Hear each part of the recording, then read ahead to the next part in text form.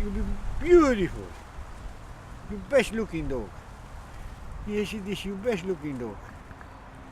Georgia do it for you, you see? Huh? You see this? Oh, you. I remember my dad always drinking. It's all I ever remember of him is whenever there was any functions, whenever we were at home, he'd basically get drunk. He used to drink every day, but not as much like he used to do at weekends. The weekends was the really heavy drinking.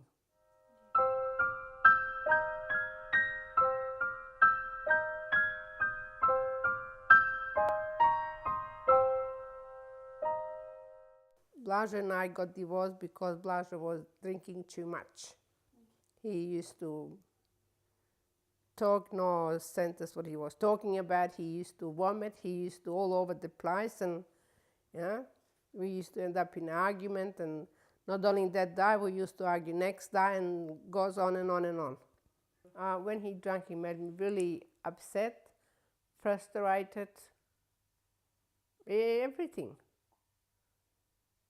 You know, when you talk to the sometimes you cannot talk to the drunk person because, you know, he laughs and he makes the jokes, and for him it's funny.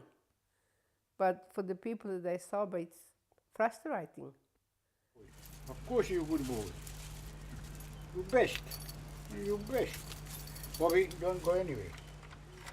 I'm born in Montenegro. I think so. It's a tradition for drink in Serbia. What my ex-husband put my daughter and his daughter as well by 13 months ago, if it was any other father, he would never touch the alcohol again. But with him, it's, you know, it's gone. So he's continuing. So, of course, that he needs the help. Just recently, I probably could have killed someone trying to get him into a hospital because he was having what they call I think it's an alcoholic stroke. He'd been drinking for 2 weeks, and when he drinks, he doesn't take his tablet, doesn't take his medication, he doesn't eat, he doesn't drink any water. So you can imagine a 74-year-old man. So he came to visit me, and when we saw him, he was just completely yellow, jaundiced, and said that he wasn't feeling well. While I was driving him home, that's when he looked to me like he was having a heart attack. But and I had to run red lights. I was travelling about 120 in a 60k zone, trying to get him to a hospital so that he doesn't die on me. And because I was going so fast and I had to pay attention to the road, at some point I turned around and looked to my side like that, and he looked like he was dead. His eyes were wide open, and I just thought he was dead. And well, he wasn't, because by the time I got to hospital, I went into the emergency department and told them that he had died. Now, I don't know what happened at that point because I was in shock and all of that, but as I got out of the car, I saw that he was walking, and I'm thinking, what's he? Like, I'm going mad. What's going on? He just died. What I hadn't realised was that he had a stroke because he hadn't had alcohol. So his brain basically was having a seizure.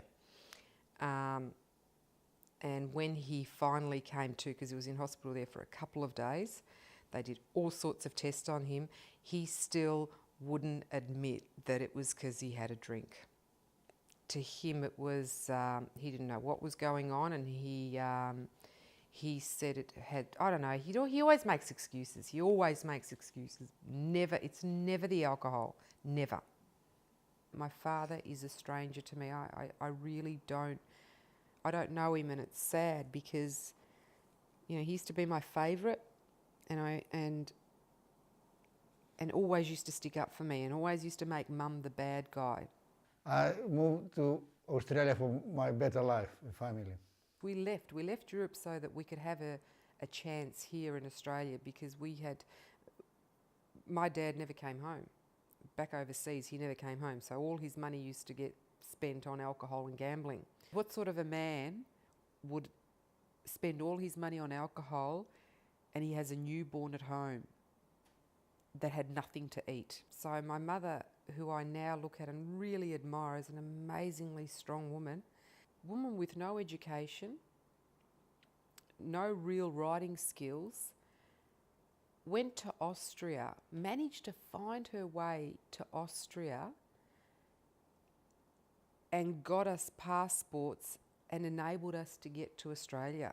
It was quite a dangerous thing for her to do, but that's what the woman did to save her family. So later on in life, as I grew up, this is, I guess, why I was so angry with my father, is that this amazing woman who risked her life for her family, that he could make her to be the bad guy.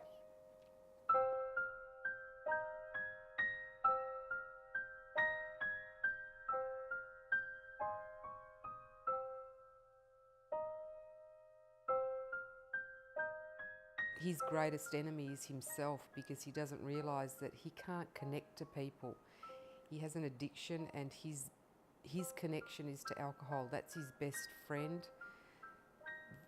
Alcohol, it's almost as if alcohol is everything to him. It's his best friend, it's his parent, it's his counsellor, it's everything for him.